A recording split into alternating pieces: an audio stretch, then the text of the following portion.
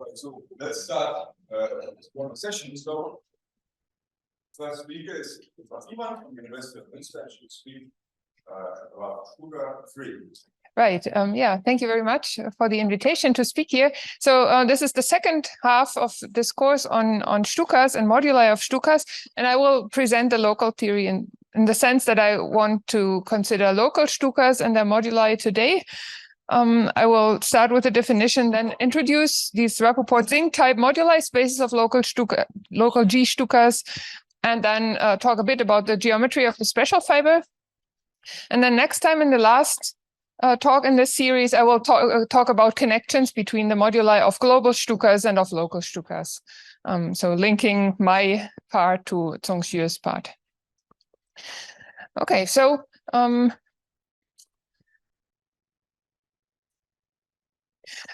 so I want to start just with the definition of local G Shtukas, and for that I need some notation. Okay, so by NILP, FQ of zeta, I denote the category of schemes over FQ zeta. Zeta is a formal variable, and I want to comment on that in a second, such that zeta is locally nilpotent.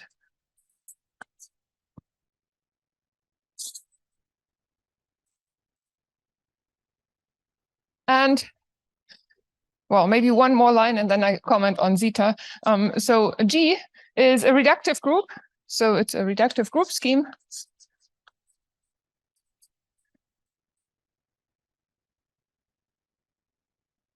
Over FQ, and then a formal variable Z.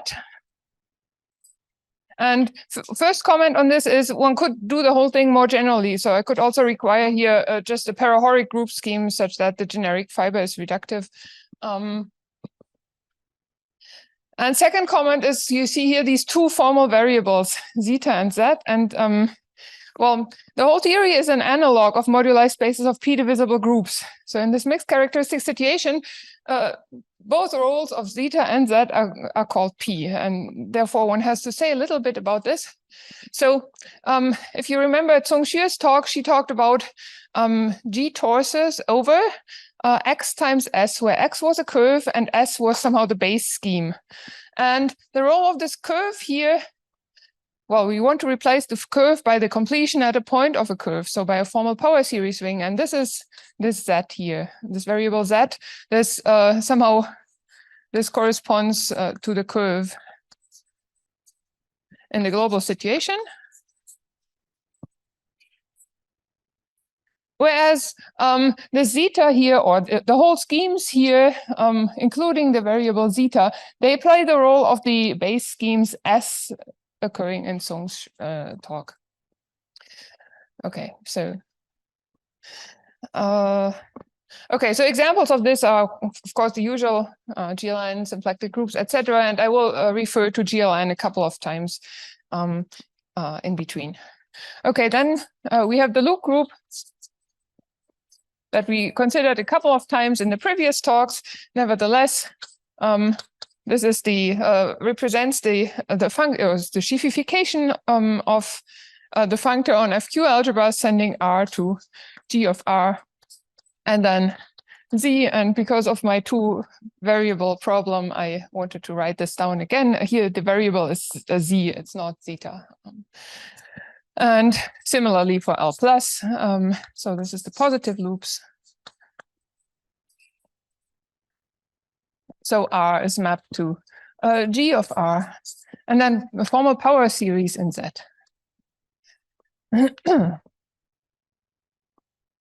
Okay, and then before I can talk about Shtukas, let me say a little bit about torsors. So I have I consider a base scheme S in NILP,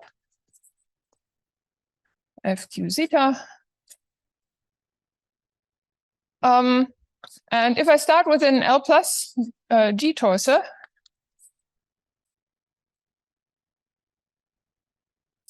then I can associate with this always an L torsor, LG torsor. So I have LG this is the associated LG torso. So this is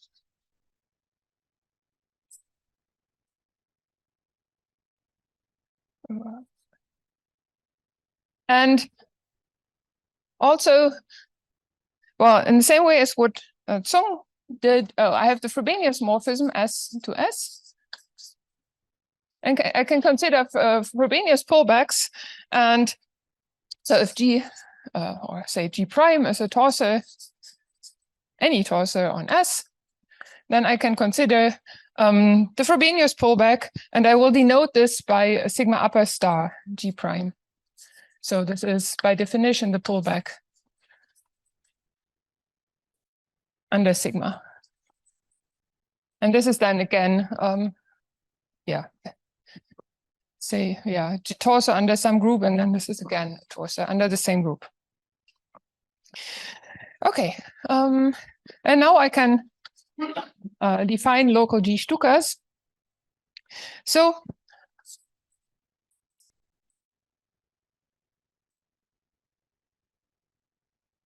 local G Shtuka over some S.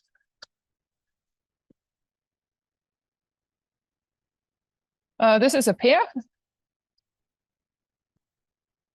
I should say one more difference between what Zong did and what I did is that she had several paws, right, or legs of the Shtuka.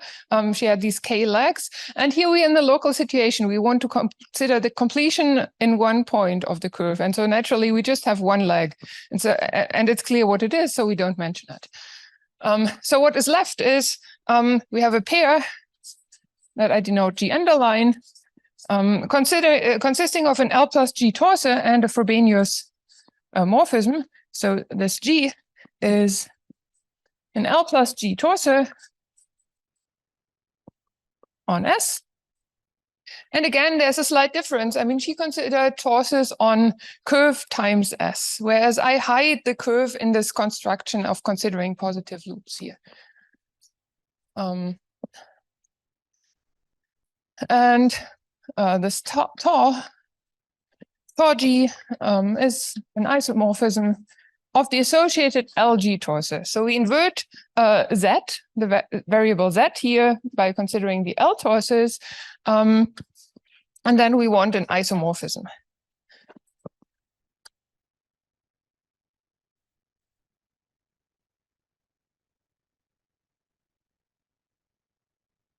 Okay, so this is what a local G Shtuka is. And concerning morphisms between them, I want to define quasi-isogenies. So a quasi-isogeny of local G Shtukas.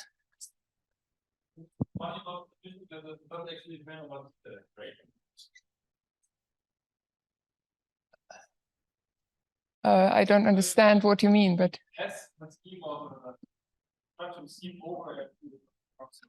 yeah, that's right. Yeah, that's right. Later on, when we define bounds, then it plays a role because we bound the singularities in terms of Z minus zeta, and then it comes in, but here it doesn't. And also for quasi-isogenies, if you want to bound quasi-isogenies, say to prove representability later on, you only consider Z. So yeah, one has to be a bit careful about the different roles of these variables. It's a bit subtle. Okay, so quasi-isogeny of local G Shtukas over S. So say G from G prime, tau G prime to G, tau G. This is an isomorphism of the associated LG torsos. G from L, G prime to LG, compatible with the Frobenius isomorphisms. So, so of LG torsos with, well, the more or less natural condition. Well, this is this map. Tau G prime is tau G composed with Frobenius of the map. Okay, so in this way we get a category of local G Shtukas. Are there questions so far? Okay, then after having defined them, let me relate local GLN Shtukas to local Shtukas. So this is very similar to the global situation, but nevertheless, we will consider it several times. So let's do this carefully. So local Shtukas. Well, this is mainly an example or remark.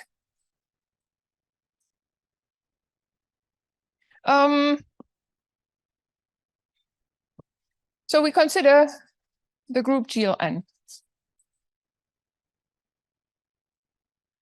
G equal to GLN, and then we want to assign to a G torser for this group a local Shtuka in the sense of locally free module, locally free sheaf of rank n. So the way we do this is that we consider the standard representation. Maybe I denote this V. This is the standard representation of GLN, so acting on column vectors of length n. And I start with a GLN torser, an L plus GLN torser, so the first part of such a Shtuka, on S, and S, as always, is in this category NILP. And well, with this, we assign a locally free sheaf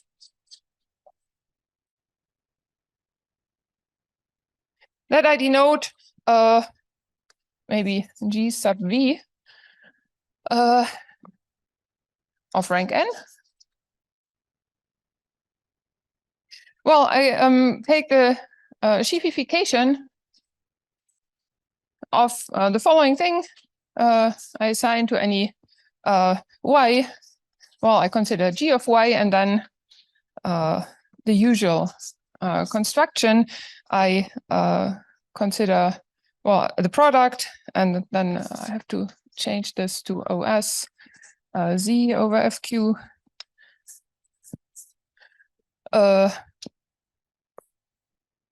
Modulo, and then I have to divide out the action of GLN or L plus GLN. Well, this is a torus anyway, so it has an action, and this representation also has an action of L plus GLN. So I divide by this diagonal action.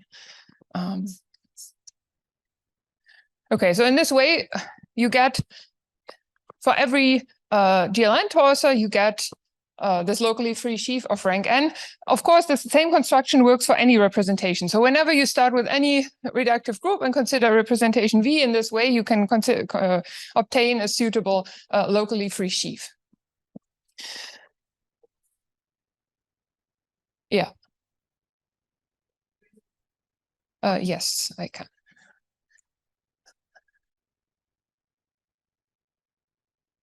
Like this? Is this enough? Okay. Okay, but then I can't use the second half in a reasonable way. Okay, and well, what happens if you do this to local GLN Shtukas? Well, in this way, we get a bijection or an equivalence of categories.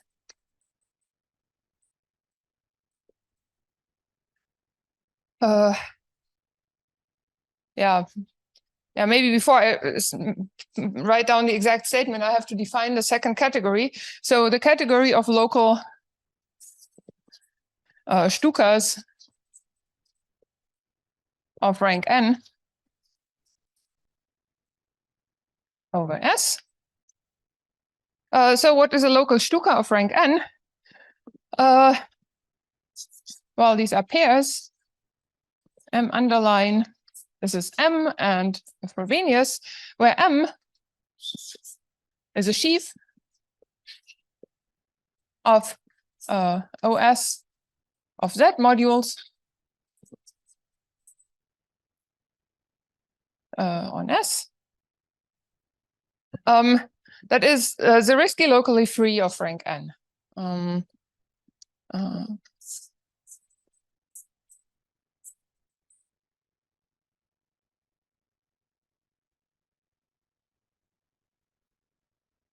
And then phi is similar to what we had before. It's a Frobenius linear isomorphism. So we have an isomorphism after inverting Z.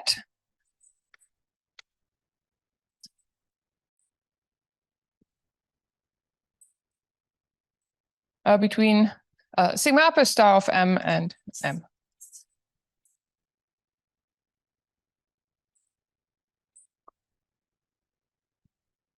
An isomorphism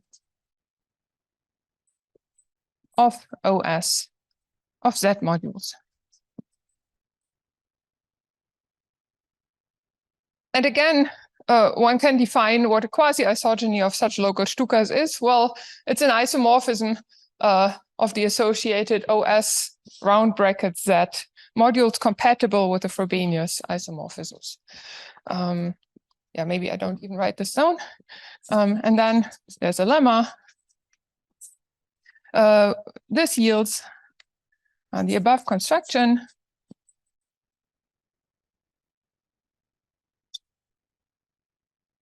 yields an equivalence of categories.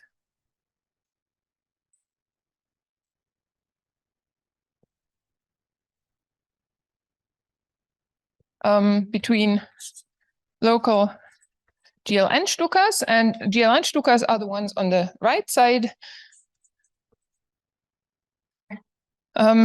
plus quasi-isogenies. And I should say local GLN Shtukas over S for some fixed base scheme S. And on the other hand, we have local Shtukas of rank n and quasi-isogenies again over S. And well, the construction was G is mapped to the standard, well, the associated module obtained from the standard representation V.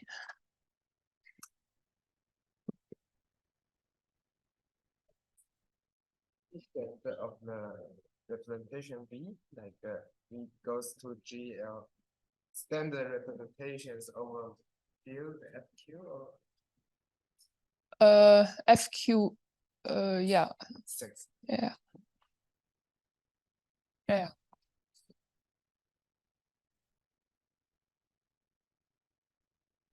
Okay, so the next thing I want to do is to bound the singularities of the local G Shtukas that I consider here. In a similar way as what Song did, she bounded them by these lambdas. And I want to do the analog in the local situation now.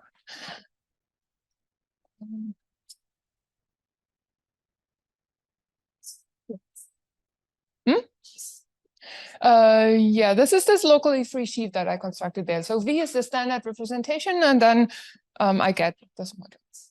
Yeah. So it's just the construction that I explained.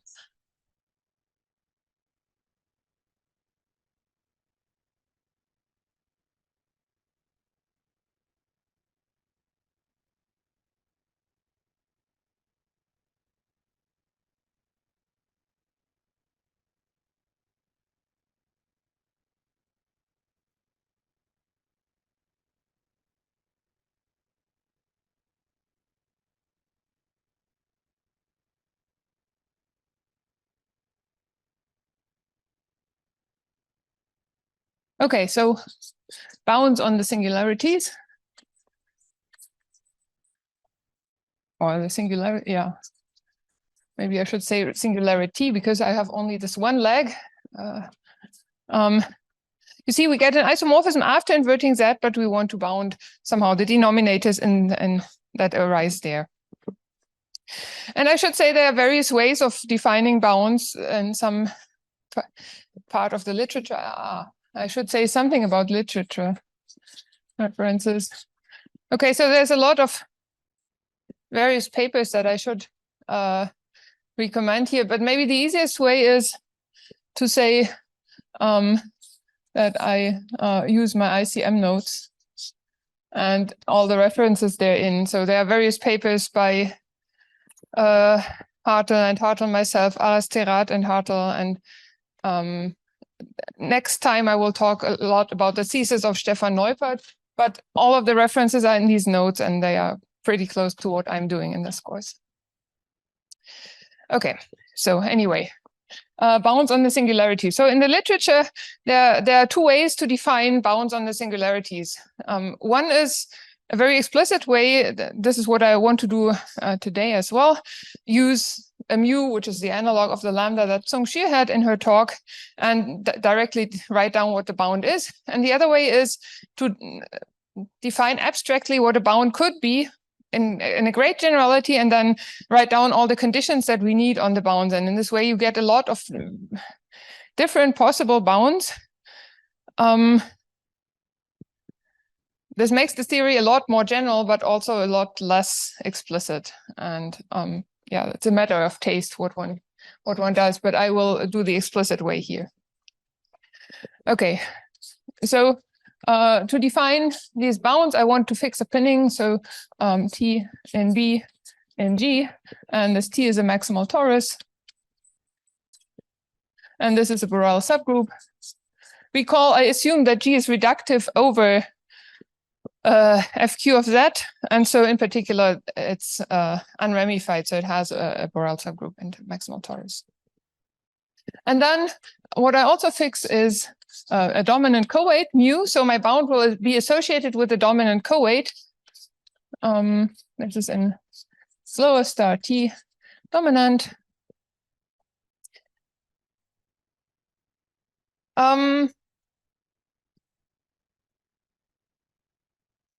Okay, and then for before I can really define bounds, I need a little bit more notation. So for any dominant weight,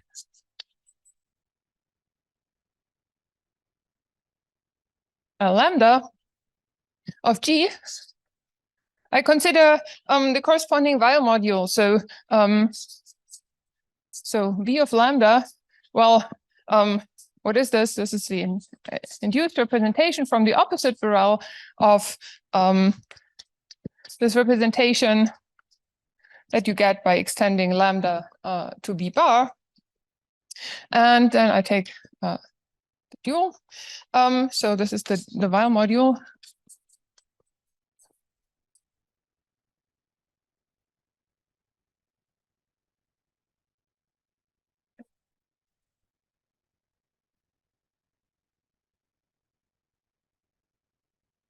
For example, if you take GLN and the weight 1, 0, 0, 0, then you get what we had on the left there. And whenever you have any representation, in particular, when you have consider this representation here, you get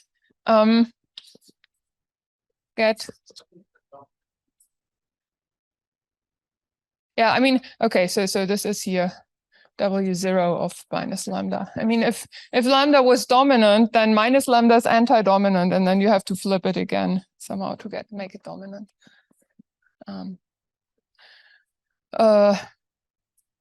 Okay, I mean, yeah. Okay, so we get for every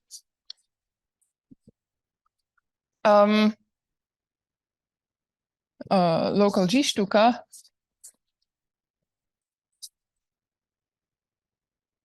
the underline a local Shtuka using the same construction as over there. I could call it GV of lambda, or simply G lambda. Okay, so in this way, for every dominant weight, I have this construction assigning to any local G Shtuka a local Shtuka of, well, rank equal to the dimension of this.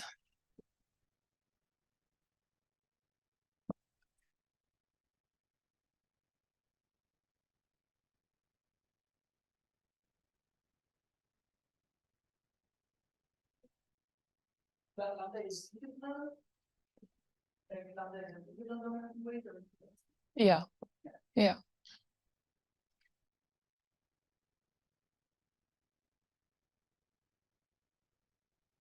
I mean, the idea is to reduce the definition of bounds from arbitrary G to GLN.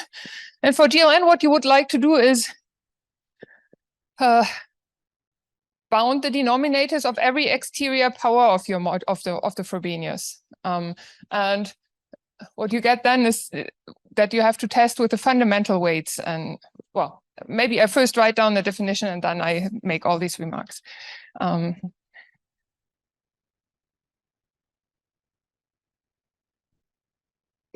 So definition.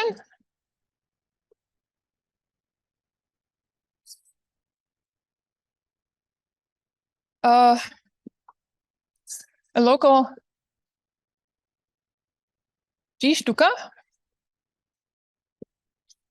G and okay, yeah, I guess I in my notes I changed notation from tau to phi, and I will probably not manage to switch back to tau in an ad hoc way. So phi, it plays the role of tau now. So this is bounded by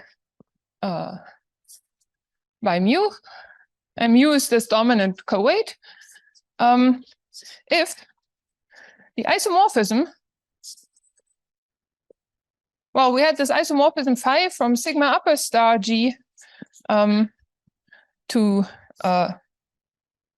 LG to LG. If this is bounded, and so far I just replaced one definition by the other, it's bounded by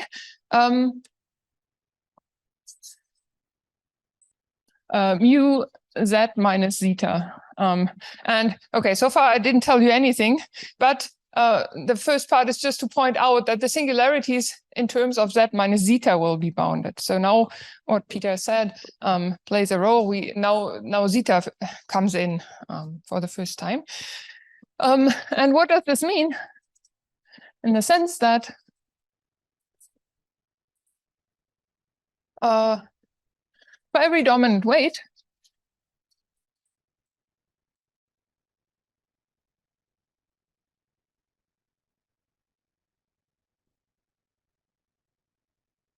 lambda of G, we have two conditions. The first condition is that if I consider Frobenius of sigma upper star of this integral, I mean, I consider the local Shtuka associated with lambda, Frobenius pullback, and the image of this under phi, then the singularities of this in terms of z minus zeta should be bounded by minus lambda dom paired with mu. Okay, so this should be contained in here. And well, the whole thing, I mean, both of them are, of course, submodules of G lambda tensored over OS Z with OS round brackets Z.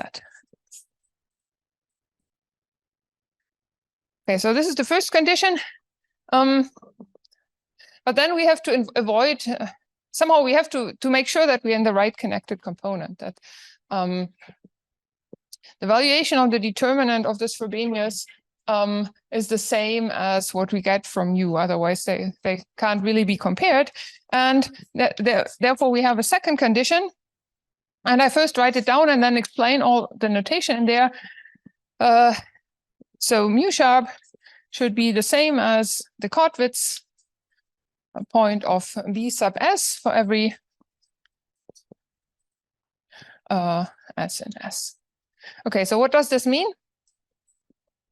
Mu sharp, this is the image of mu in pi 1 of G sub gamma.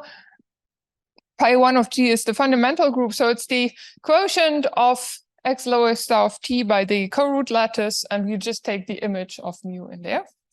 So this is easy. And now for this left-hand side.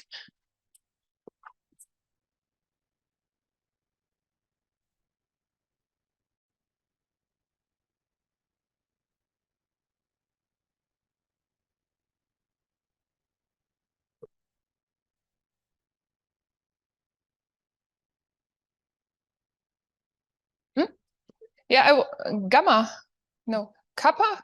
Kappa. This is the absolute. This is the Galois group. So this acts on pi1 of G, and yeah, you take the covariance under this.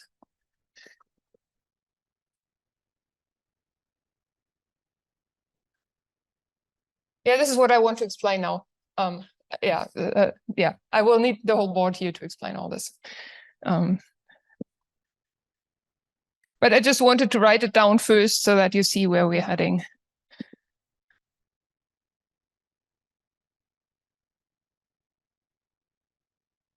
Okay, so the right-hand side.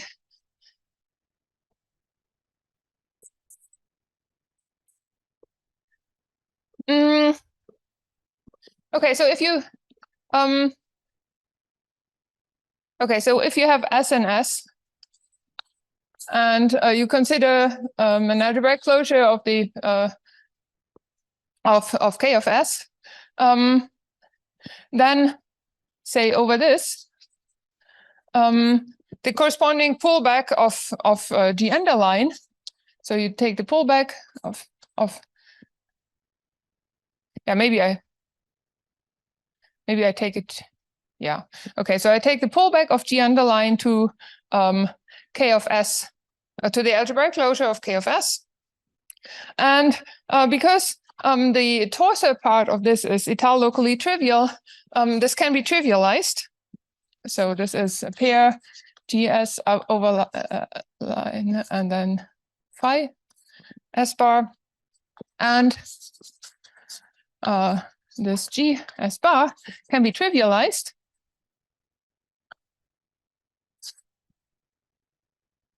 And after choosing such a trivialization, or a trivialization is an isomorphism between GS bar and then the trivial torso, in other words, L plus G over this field. And after choosing such a trivialization, this phi can be written as a linear morphism times the Frobenius. And yeah, this is this BS that plays a role over there. So it's just somehow linearization of phi, and we also, after choosing a trivialization. So this BS is an element in LG of K of S bar. S bar geometric. Yeah, I could have started with a geometric point from the beginning. I was a bit stupid. Yeah, anyway. Okay, so of course this BS is not uniquely defined from the local Shtukas alone. We chose here this trivialization. So if we change the trivialization, what happens is that we Frobenius conjugate this BS by something in L plus G of this field here. So it's not completely unique, but for what we do here, this is enough. So note this depends slightly on the choice of trivialization.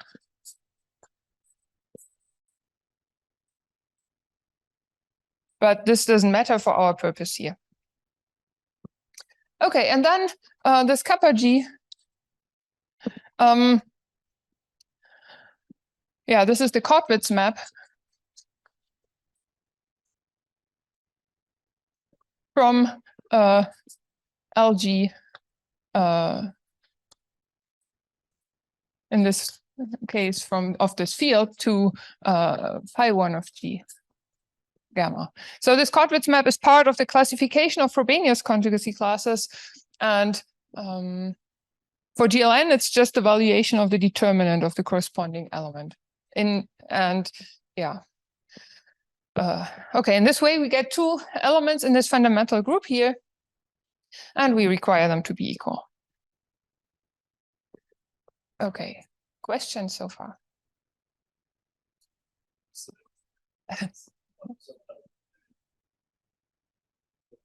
Maybe you. So this in the product here in part one, why do we choose it like this, or One could make other choices. Okay, so there are other choices one could make. Okay, so what's the point here? For GLN, we really want to bound the denominators. If you consider GLN and an element B in GLN of this Laurent series ring, you really want to see which negative powers occur. And what you usually do is you want to study the elementary divisors of this element. Okay, so maybe I do this carefully. So for GLN,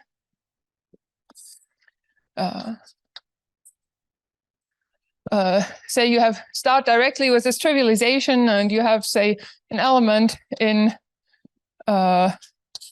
GLN, and then FP bar of Z. So this is LGLN of FP bar. So this is somehow this situation here, FP bar in here, and we have GLN here. So you have such an element, then you use the Cartan decomposition to say that GLN of FP bar of Z is the disjoint union of these GLN of FP bar power series in Z times mu of Z times same thing as on the left over all dominant co-weights mu. And then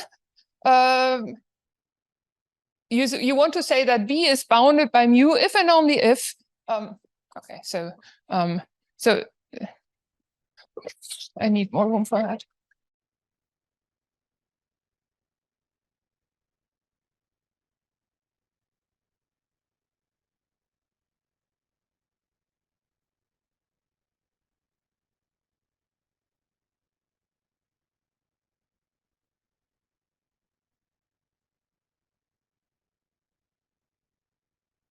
Okay, so, and then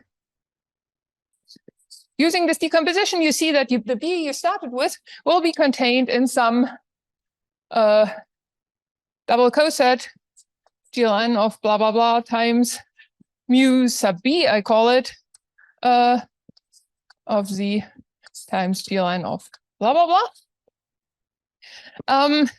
And then B should be bounded by mu if and only if this mu B is less or equal to mu in the Brugha order that we had last time. Okay, and then, well, what does this mean? It means, first of all, that all denominators that you really have in this matrix are bounded by largest or smallest or up to sign some first or last or something element of mu. And this is the condition that you get on the left here for lambda equal to 1, 0, 0, 0. So for the first fundamental weight. And then you want that want to compare the second entry of mu to, or the sum of the first two entries of mu to the first two entries of mu B. And you get the sum of the first n entries by considering the denominators of the sum of the first I entries of these you get by considering the denominators of the ith exterior power of B. This one can do. This is somehow what is already in Katz's paper on isocrystals. And so what you want to do is to consider ith exterior powers. And then what you get is this condition here for the ith fundamental weight, 1, 1, 1 I times, and then zeros. Okay. And yeah, in this way, it comes up naturally. But of course, one can do other things. Yeah. And one can even do other things still satisfying this motivating argument that I gave here. Okay. Yeah. You can. That's right. That's right.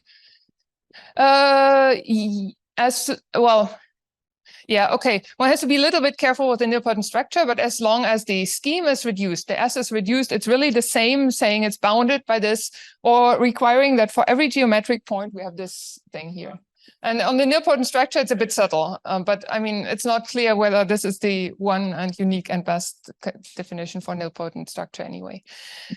Okay. Yeah, but in principle, somehow this you could do for any group, then only this argument with the fundamental weights and exterior powers. This is particular for GLN, but all the rest, the things that are on the board can be done for any group. And yeah, this is the way one really thinks about it. And this is the way one introduces nilpotent structure as well, because there it's really a bit subtle and one has to think about it. But you also have a question. The Kortwitz map. Well, Kortwitz map for GM or for GLN is just a valuation of the determinant, and then it's functorial. And yeah. Well, what do you...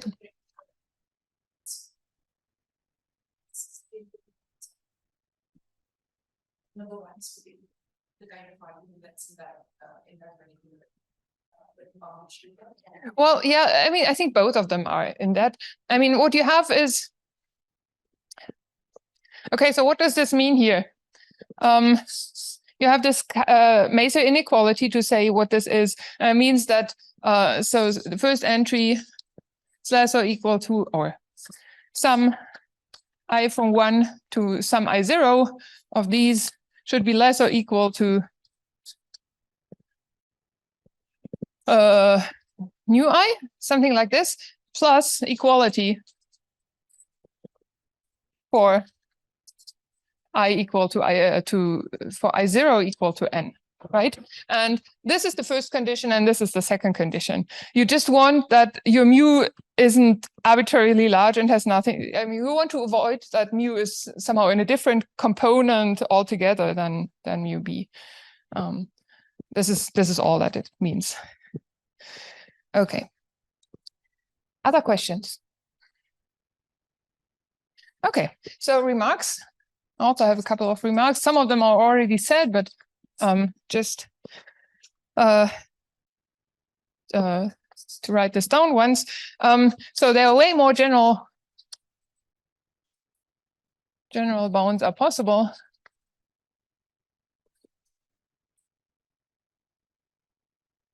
And they have been studied in the literature, but I think this is the way one really, the bounds one needs most often. And yeah. Then second thing is this map kappa G of B. This is locally constant, or BS. This is locally constant on S.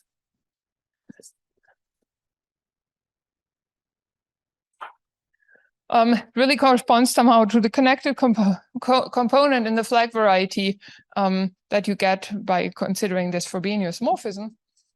So you don't have to check this for every point, but it's just, yeah.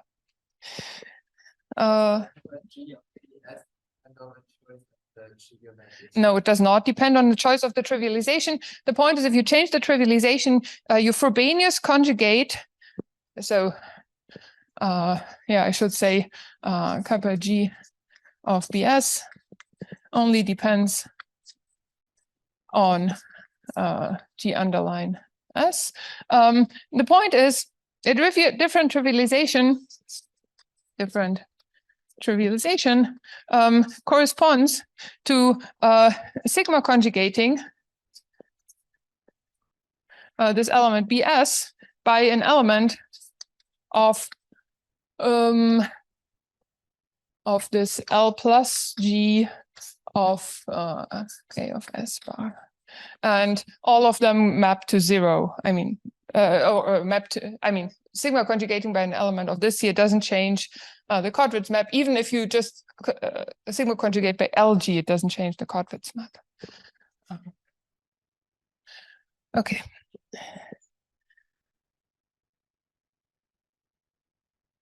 So this is the first remark. The Kortwitz condition, or the second condition, only needs to be checked for one point in every connected component.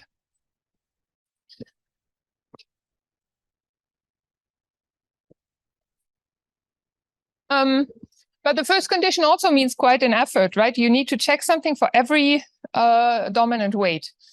But it's also not as bad as it looks. So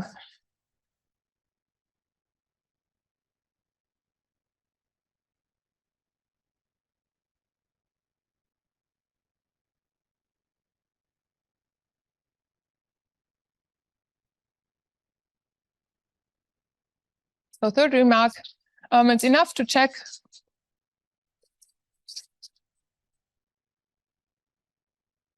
this first condition on a finite or on a generating system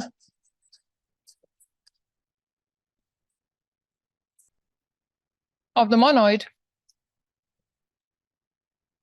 of dominant weights.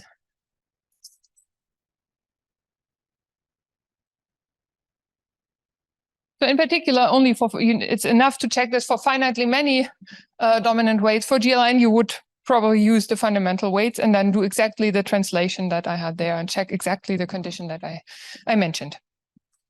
Okay, one really has to show a bit there, but it's somehow it can be done. Okay. Okay, now we know what local G Shtukas are and how to bound their singularities. And now I want to consider moduli spaces of such things. So next topic is Rappaport zinc type moduli spaces. So why Rappaport and zinc? Well, in the analogous situation in mixed characteristic, the role of local G Shtukas or local Shtukas is played by p-divisible groups, and the moduli spaces I study here are the direct analogs of the moduli spaces of p-divisible groups that have been introduced and studied by Rappaport and zinc in their book. Okay, so what do we have to do? We fix. So for these moduli spaces, we don't have a moduli space of all local G Shtukas for a fixed G, and not even local G Shtukas with a fixed bound. What we have to fix in addition is one local G Shtuka. And I denote this by G0 underline over, say, FP bar. And also we need to fix a bound. Mu. And we write E, and this is of the form that we have a finite extension of FP. So this is finite over FQ, and then of zeta for its reflex ring. I don't want to go too much into detail. I mean, it's just the ring over which we have can define this mu. And then we consider the following functor that I denote M breve, that assigns to every base scheme that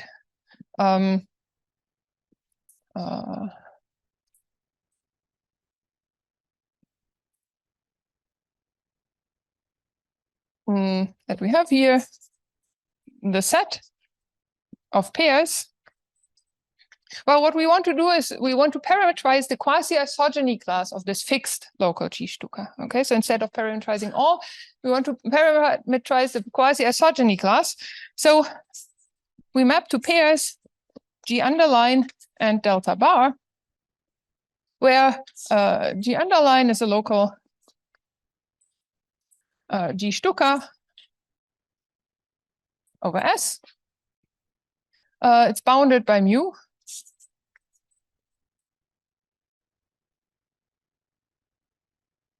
And delta overline, this is, well, if you reduce modulo zeta, okay, so this is what this S bar means. This is now a capital S bar. Sorry for this confusing notation. There's a capital S bar and means reduction modulo zeta of S. And I consider also the corresponding base change of G0 to S bar. This is a quasi-isogeny. The set of these here up to an equivalence relation that I want to explain in a second.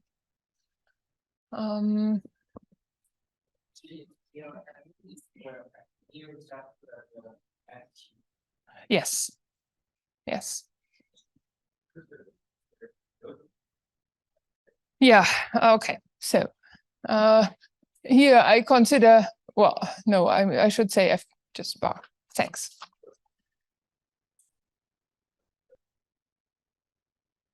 I mean, later on, this will be representable. Wait, maybe I just made some confusion. Maybe I just I could say F mu here. Yeah, that's probably better. And then I could write E instead of this here. Anyway, yeah, thank you for the comment. No, I will write it down in a second. S bar is the reduction modulo zeta. So you consider the underlying subscheme where zeta is 0.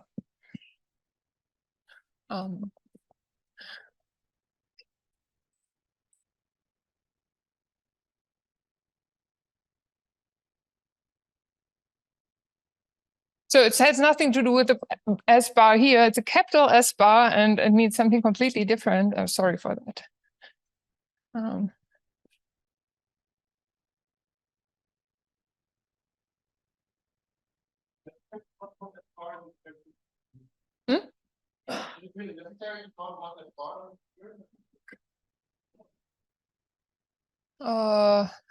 No, since zeta is nilpotent, maybe not.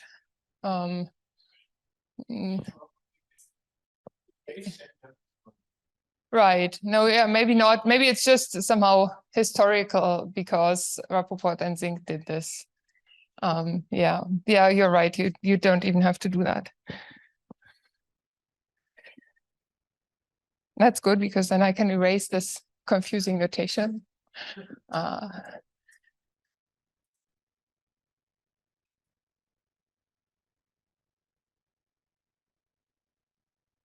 Great.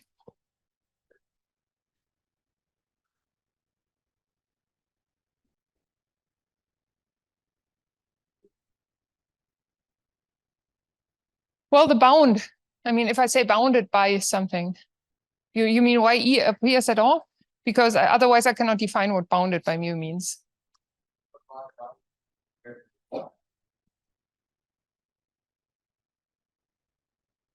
Well, the base schemes are always in zeta. And then the L and L plus, they mean the variable Z. Right? I mean, that's the role of the two variables. I don't know that it's confusing. I mean, it is confusing. And then the bounds are in Z minus zeta. Yes.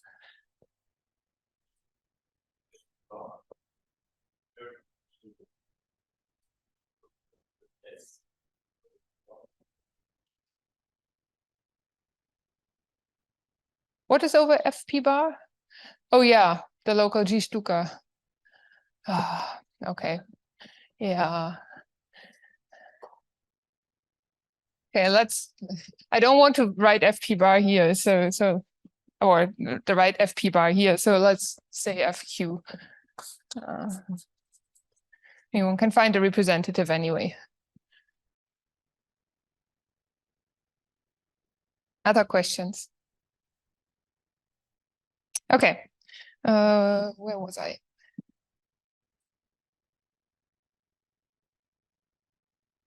Okay, and yeah, now that I write it in this way, this equivalence relation is really just that you identify two if they differ by an isomorphism.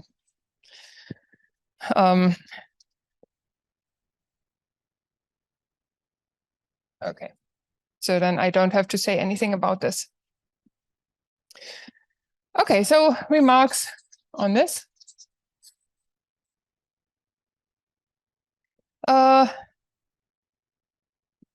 We have a natural action. So if we consider, let's say, Q isoc of G0, if I don't trivialize, I write it like this, be the group of self-quasi-isogenies.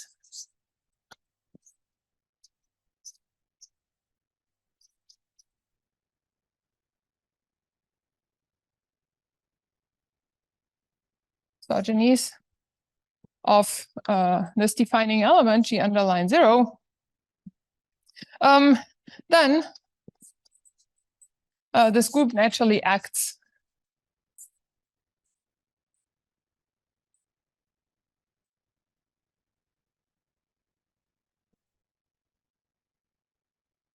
on this functor M breve. Well, why this?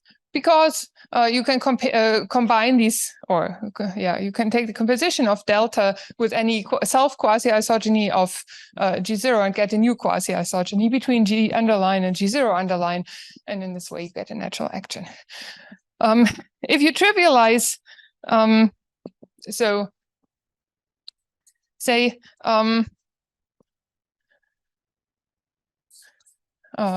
we may trivialize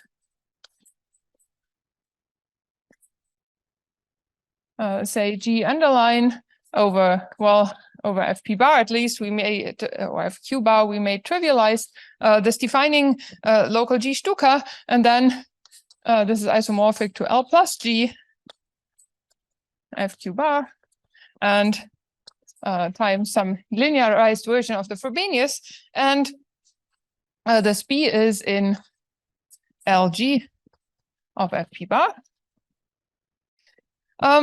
And fixing such a trivialization, we get an identification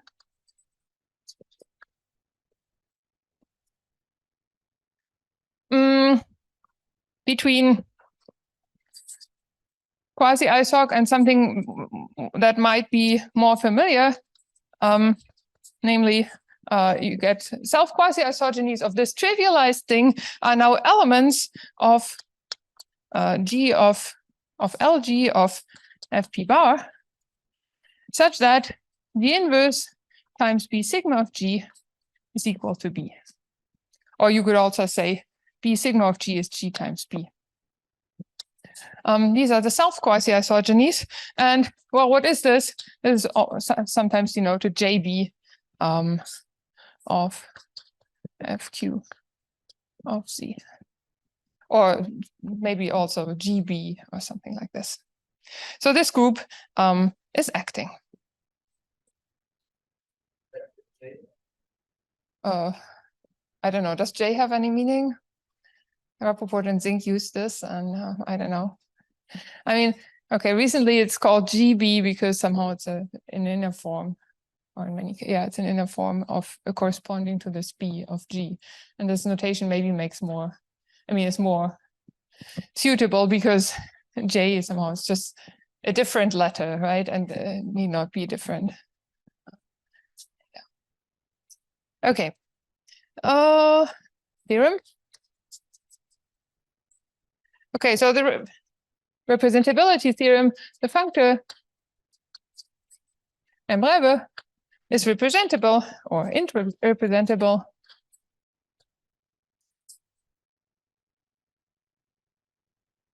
by a formal scheme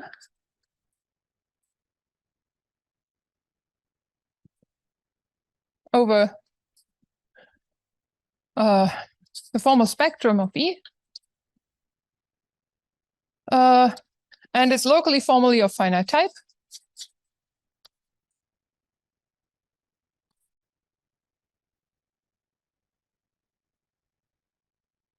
And separated.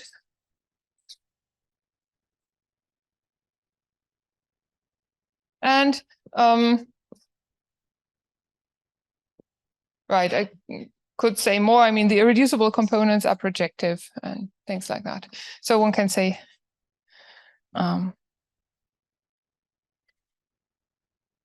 couple of standard properties for these moduli spaces. And as I said, in the mixed characteristic case, the analog for p-divisible groups has been studied by Rappaport and Zink, well, in slightly less generality because they considered moduli spaces of p-divisible groups with additional structure. And this means that compared to this situation here, you can only consider particular groups, namely those that you can encode using p-divisible groups with EL or PL structure. And furthermore, it means that you can consider only minuscule bounds. So this mu that we have here in all generality is minuscule in their case.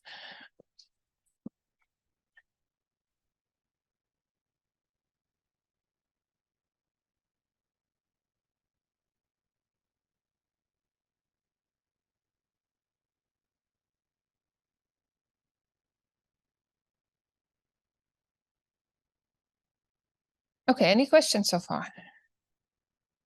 Okay, I don't want to say much about the proof. The idea is similar as to what Rappaport and Zink do. They approximate by functors that are really representable by bounding the denominators of the quasi-isogenies in terms of Z now. Now one uses similar bounds as what we had there, but in terms of Z instead of Z minus zeta as what we have on this upper left board there. And then, yeah, one follows the same proof as in Rappaport and Zink goes through. Okay, how much time? Okay, so let's say something about level structures.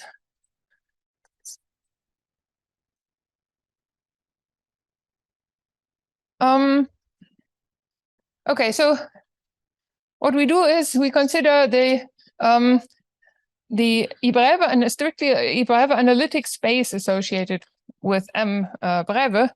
Of course, somehow recently, this Berkovich theory hasn't been studied so much, but this is how the theory was set up. So analytic space.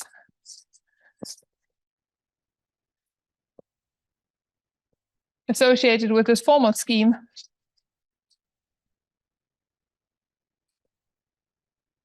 M Breve, and the goal is to define a tower of coverings of this generic fiber M Breve an by trivializing the dual Tate module of the universal local G Shtukas. Okay, so go find a tower coverings by trivializing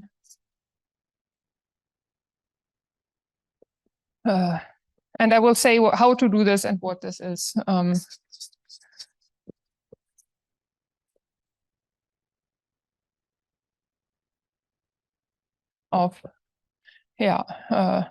Maybe I just write G underline universal, D delta universal, and by which I mean the universal object.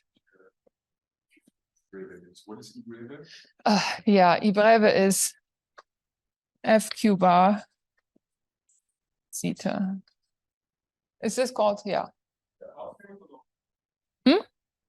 Yeah, Laurent series, of course. Yeah. Yeah, of course. I mean, zeta is inverted now. And that zeta is inverted now in this generic fiber has one nice effect that I want to explain first before saying something about dual Tate modules and how to trivialize this. So let me define what an étal local G Shtukas is, and this is similar to what Zung had in the global situation, an étal local G Shtukas over S over, say, now I want to consider directly the generic fiber. So I want to be over an FP of zeta scheme, or in this analytic situation, or strictly FP bar of zeta analytic space.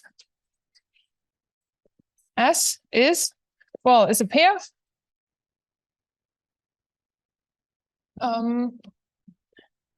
G underline consisting of a torso and the Frobenius isomorphism, where G is an L plus G torso, G torso over S. And this tau G, we want it to be étal, so to have no singularities. So we want directly without inverting anything, an isomorphism of sigma upper star G to G.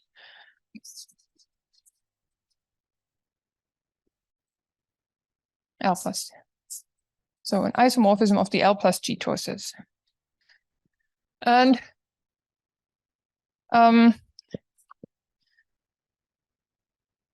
the interesting thing in this situation is that a simple calculation now shows that if we pass to this generic fiber that is invert zeta, all my local G Shtukas over S, well, if S is the universal local G Shtuka over this generic fiber is automatically étale. And yeah, this is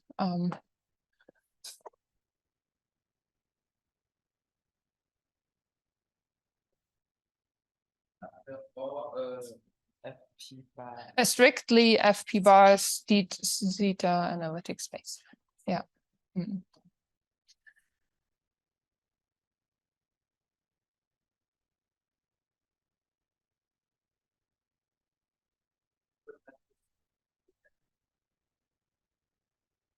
Okay, I mean, I don't want to go too much into Berkovich theory. I mean, we consider the generic fiber in the sense of Berkovich.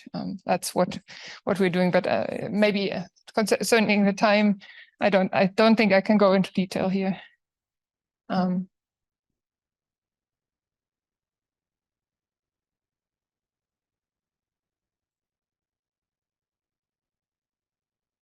Okay, so fact is, where was I? Here. Chalk.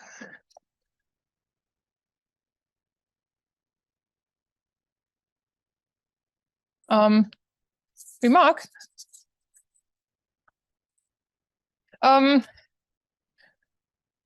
Over this M breve an, the universal local G Shtuka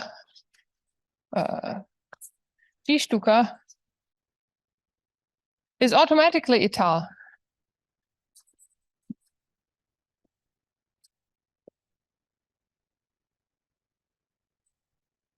Yeah, this is a fun little calculation. I don't want to give it completely. Somehow the heart of it is the following. If you start with something, an element of FQZ, and well, before you wanted to invert Z in order to be able to say something about or get an isomorphism, but now what you do is you consider the image of this ring in FQ where zeta is inverted and then power series in Z minus zeta.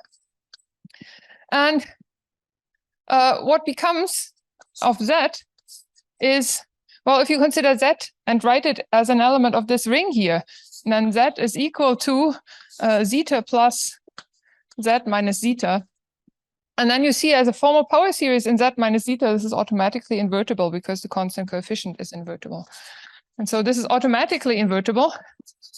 And based on this calculation that Z is already invertible in this ring anyway, you can show that this universal local G Shtuka is automatically étale.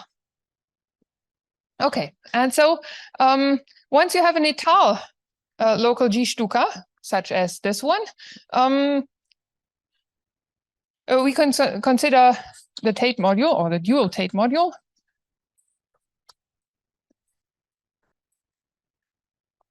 And there are two ways to do this. One is directly using group theory. And the other is use the Tanaka formalism and reduce it to GLN. And this is what I want to do. So we first fix a geometric point, say X overline of my base S, and the representation. We consider all representation G to any GLN. So this is a representation again over FQ G. And well, for any such representation, as we did it a couple of times already today, we get well,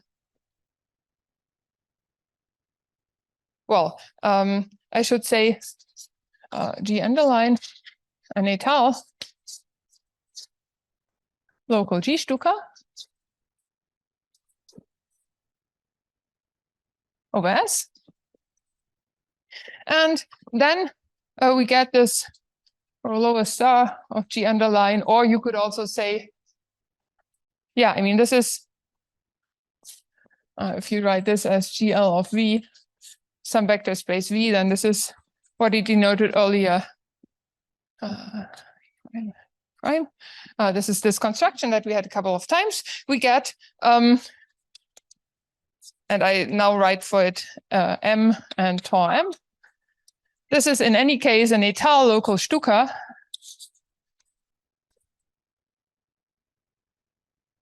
of rank n, where étal local Shtukas, well, are defined in a similar way as requiring an isomorphism. The tau becomes an isomorphism without inverting Z. Okay, so I don't write down this definition.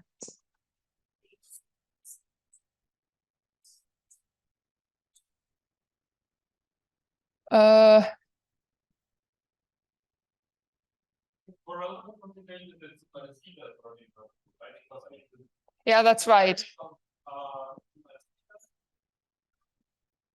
Yeah, okay, maybe you should, yeah.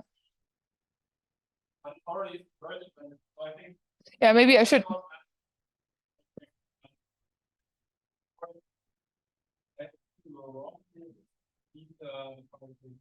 Okay, maybe I confused myself here. Okay, so which one do you think? Yeah, so this is what we want the singularities in, and then this is correct, and then you here we want Z, right? Yeah, okay. So you see, one can get confused with all these Z's and zetas, and well, the calculation is the same, right? So Z minus zeta goes to Z minus zeta, and this is the constant coefficient, and so you see again that it's invertible. Yeah, thank you. Yeah, somehow I still sometimes get confused with the roles of Z and Z minus zeta. Okay, anyway, which board am I at? So.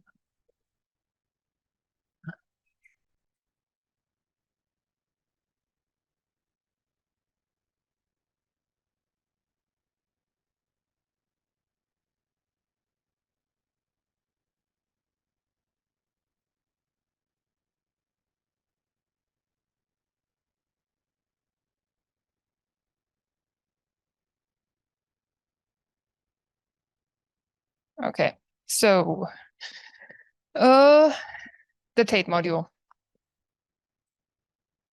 as tensor functor. Okay, so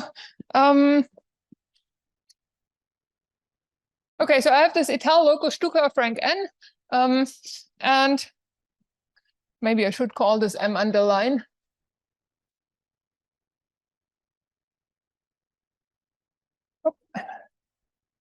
And then M underline, how's this point called? X overline. This is the fiber at X bar of this.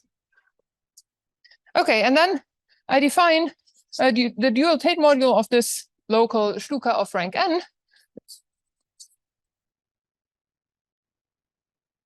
as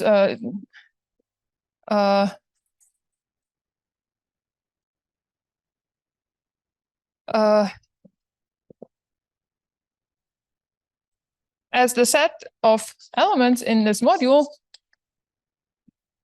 that are fixed by tau, or I mean, okay, so what do we have? We have this tau m, and then we can consider sigma upper star of m, and this should be the same as what we have before. And what one can show is that in this way, when we start with an étal local Shtuka of rank n, in this way we get a free.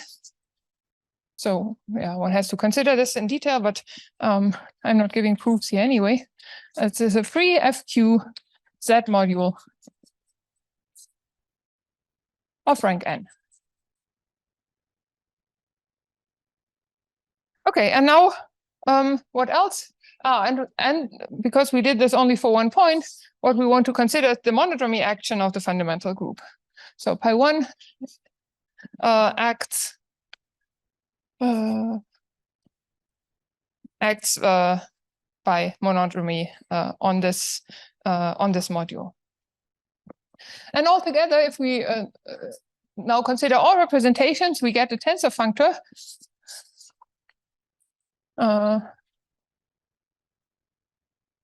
T G underline, still depending on this chosen base point of S, from the representations of G to representations of the fundamental group. So continuous representations in FP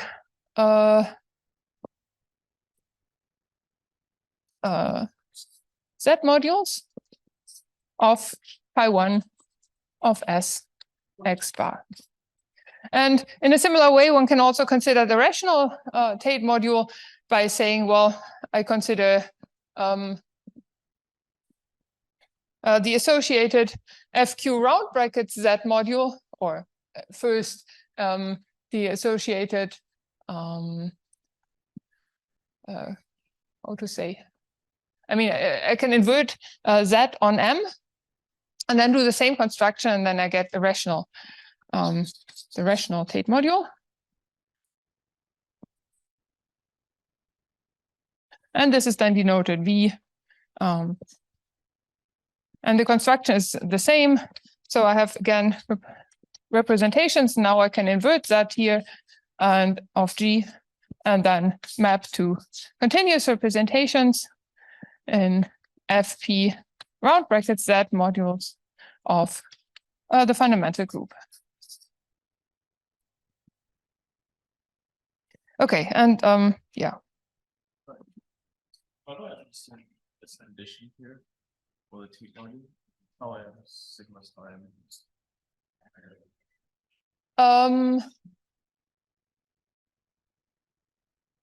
Okay, maybe it's easiest. I mean, if you trivialize the whole thing. I mean, if you have GLI, you're in the GLN situation anyway, and then you can write it down explicitly. You can trivialize your module, and then you have a map B sigma from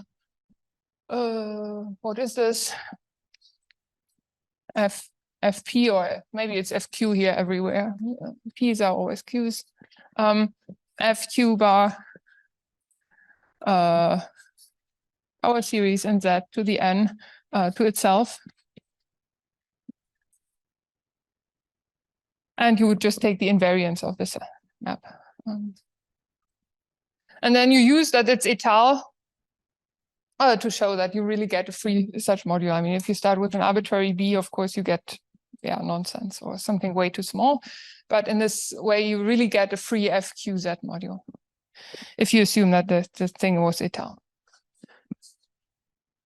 You trivialize your module. So if you trivialize the module, then the Frobenius, in the same way as I explained somewhere over there, becomes the sigma map times something linear. Okay. Or yeah, I mean, okay, you can also write just tau. Yeah, maybe I keep it like this.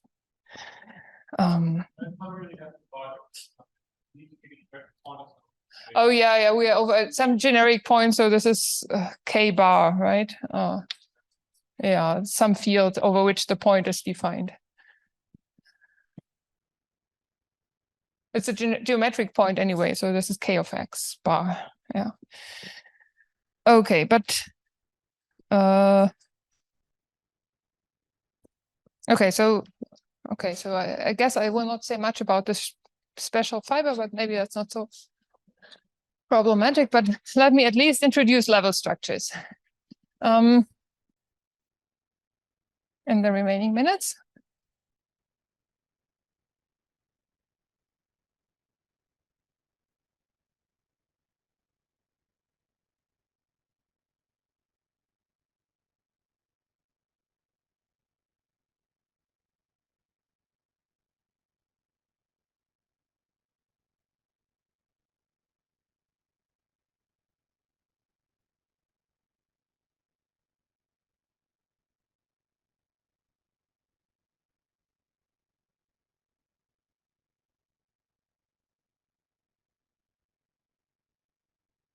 Okay, so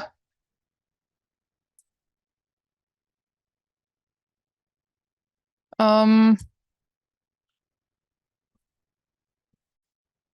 so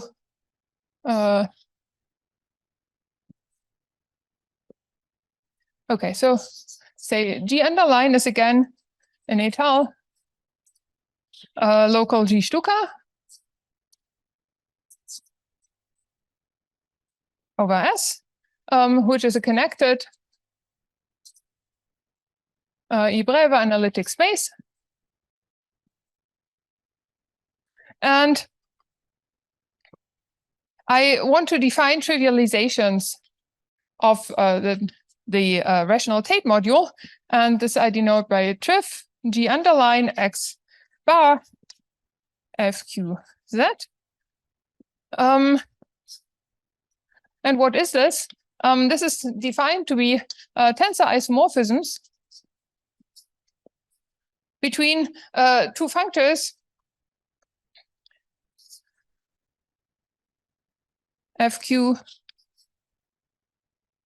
Z and I will explain the notation in a second, and the forgetful functor composed with the dual Tate module of G underline X bar of FQ of Z. Okay, so what do I mean by this? So if you have an A, and my A is this ring at the moment, or it could also be the same ring with round brackets Z. So then I denote by F mod A, the category of finite locally free A modules. And as I said, my A will be FQ power series in Z or FQ round brackets Z. Okay, and then I have the two forgetful functors.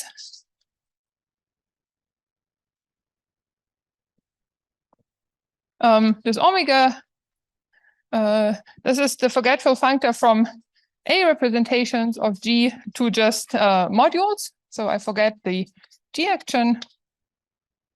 And this forgetful functor forgets the monodromy action by the fundamental group. So forget is from these continuous representations S bar F mod A. And yeah, so just on the underlying module, you want tensor isomorphisms between the module underlying the representation and the module underlying the Tate module. Okay, you consider this, and it turns out that this is non-empty. If you start with an étal local G Shtuka. Okay. Well, for me, it's just these two rings. Yeah, okay. Yeah, okay. I mean, this you can do more generally, and okay. You can do it more generally, but for us, it's only this. And then locally free isn't really meaningful. That's right. Yeah.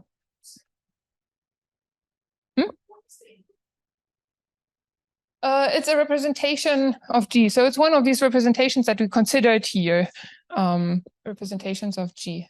And yeah, you just consider the underlying module and want an isomorphism with the Tate module.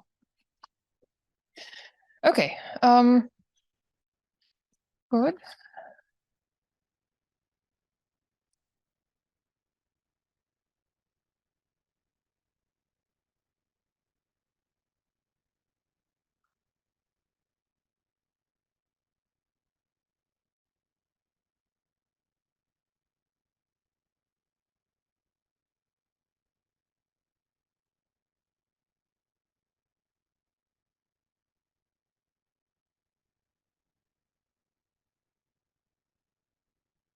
Okay. So G and S are as above, and I continue, or I now define what a level structure is in this situation. So I consider an open compact subgroup R. Okay, I need that board once again.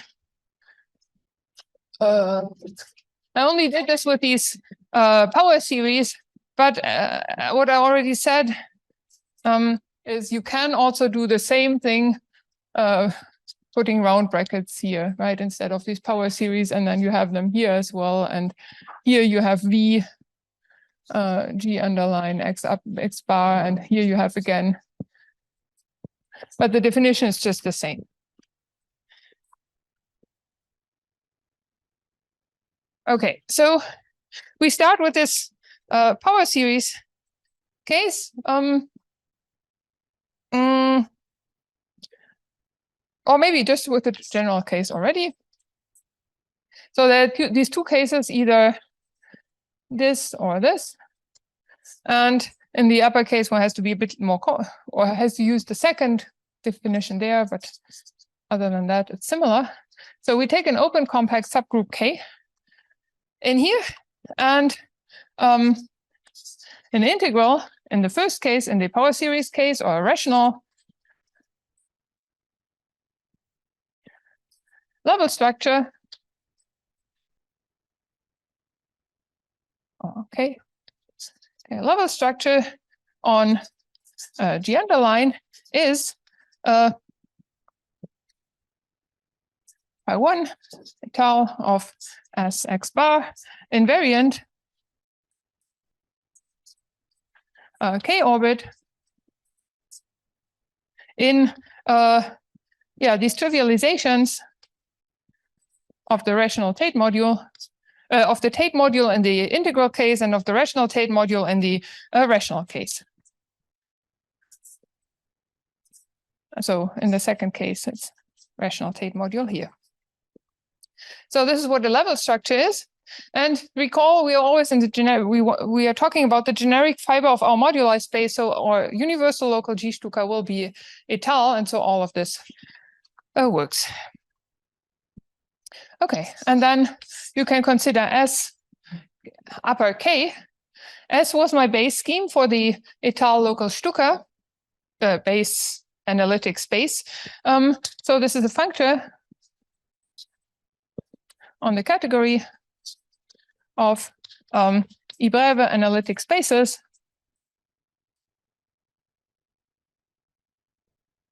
over S, parametrizing these K level structures.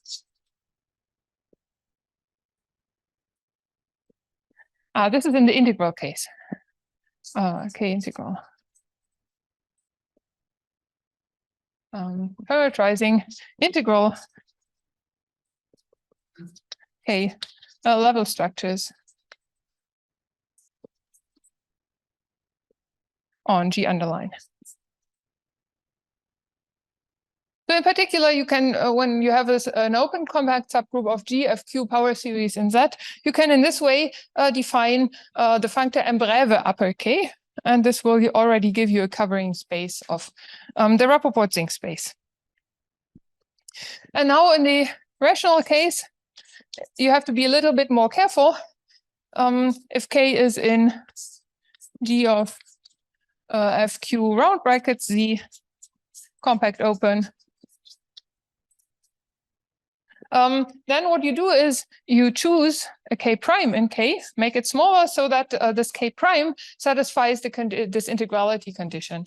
So this should be normal or finite index.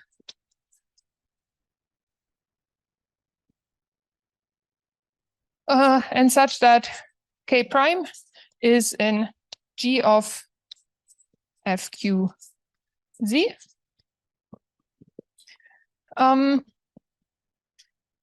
Okay, then you can apply the previous definition to K prime and want to descend this to get something for K.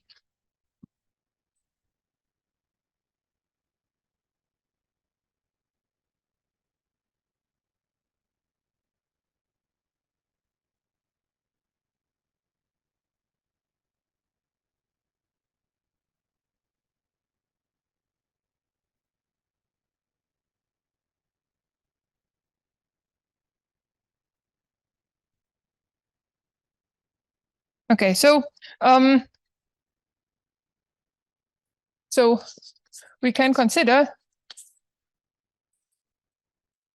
this S K prime parameterizing the integral K prime level structures on the fixed Shtukas on S. And now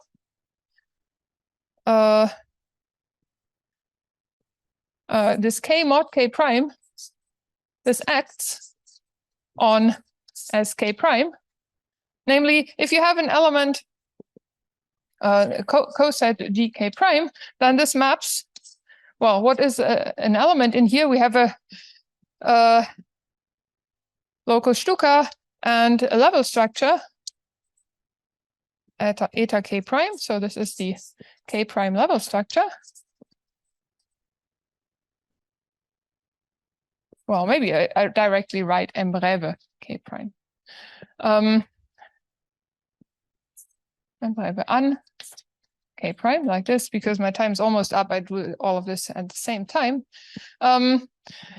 Okay, so on GK prime, I have my a local Shtukas, then I have the quasi-isogeny delta bar, and then I have the K prime level structure, because I consider these K prime level structures on M breve an.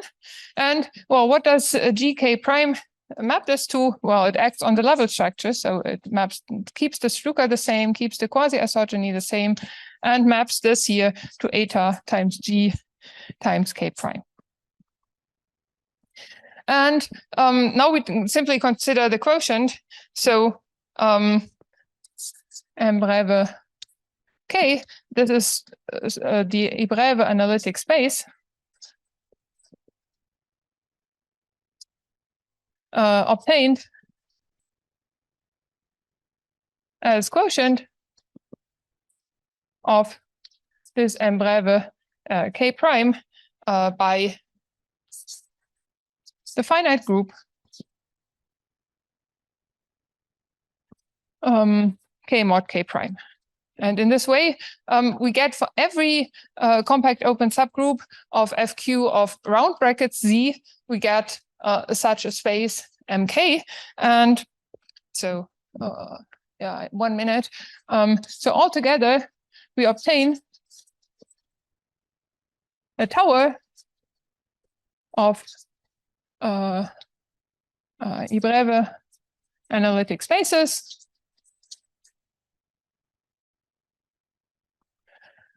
M breve K, where K is in G of FQ round bracket Z compact open. And whenever you have some K prime in K, both compact open, you get a natural projection map. I mean, by tower, I mean just a collection of spaces, but then I have also these maps between them. Namely, whenever you have K prime in K, you get a natural projection map, forgetting somehow part of the level structure from MK prime to MK. Okay, then, yeah, thank you very much. I will stop here.